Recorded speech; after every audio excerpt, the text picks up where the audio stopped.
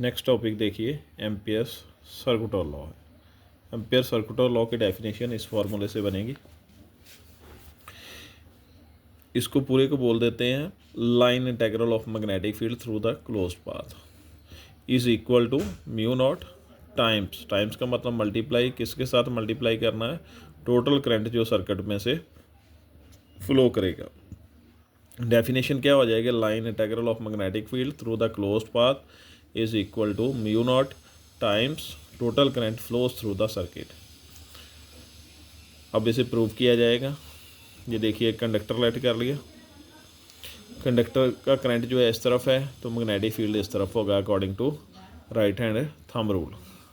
अगर करंट को ऊपर की तरफ हो तो कर्ल ऑफ फिंगर्स के अलॉन्ग जो है एंटी क्लॉकवाइज होगा according to right hand rule.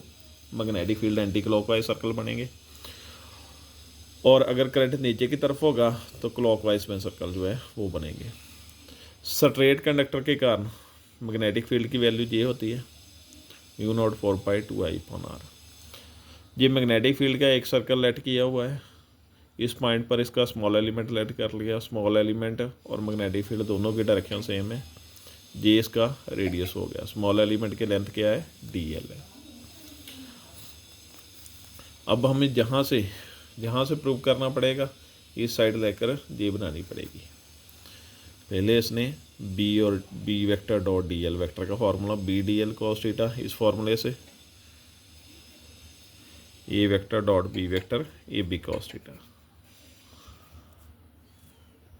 ए की जगह कौन सा आ गया, बी, और बी की जगह कौन सा आ गया, डी एल। एंगल की वैल्यू 0 है, क्यों है, दोनों की डायरेक्शन क्या है, सेम। इसके लिए एंगल की वैल्यू इसलिए क्या आ जाएगी, 0। कॉस 0 की वैल्यू क्या होती है, 1 हो जाएगी। ये रह जाएगा। Line integral of magnetic field चाहिए तो इंटीग्रेशन डाल दो इसके तरफ, और इसकी value B dot D L आ गई। इंटीग्रेशन किसकी होगी, जिसके साथ डी लगा होगा, डी इसके साथ लगा है तो इसके साथ इंटीग्रेशन का साइन आ जाएगा। ये डी कैंसिल हो जाएगा इसके साथ, तो बी एल इसका फार्मूला आ जाएगा। अब लेंथ किसकी होती है, जिसका स्मॉल एलिमेंट होता है उसी की होगी। और पहले उसने क्या किया, मैग्नेटिक फील्ड की ये वैल्यू पुट कर दी यहाँ पे, एल उसी तरह से साथ में आ गया। बाद में उसने 2 को 4 के साथ क्या कर दिया, कैंसिल कर दिया, ये बन गया। नीचे क्या आ गया, म्यू नॉट I/2πr, ये नीचे आ गया 2πr। लेंथ जिसका स्मॉल एलिमेंट होगा उसकी लेंथ होगी। स्मॉल एलिमेंट किसका था, रिंग का था स्मॉल एलिमेंट। रिंग की लेंथ क्या आ जाएगी, 2πr आ जाएगी। इनकी लेंथ क्या सर्कमफ्रेंस के इक्वल आएगी। सर्कमफ्रेंस ऑफ सर्कल ही होती है रिंग जो, तो 2πr जो है इसकी लेंथ आ गई। 2πr के साथ 2πr क्या हो गया, कैंसिल हो गया।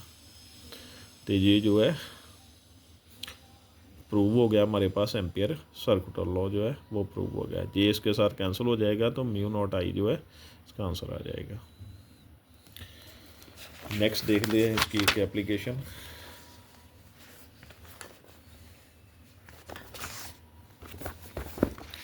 नेक्स्ट में देखिए, मैग्नेटिक फील्ड किसके कारण, लॉन्ग स्ट्रेट वायर के कारण, लॉन्ग कंडक्टर के कारण। डायग्राम सेम ही है। इस तरफ करंट मूव कर रहा है तो magnetic field according to right hand rule के अकॉर्डिंगली इस तरह से होगा।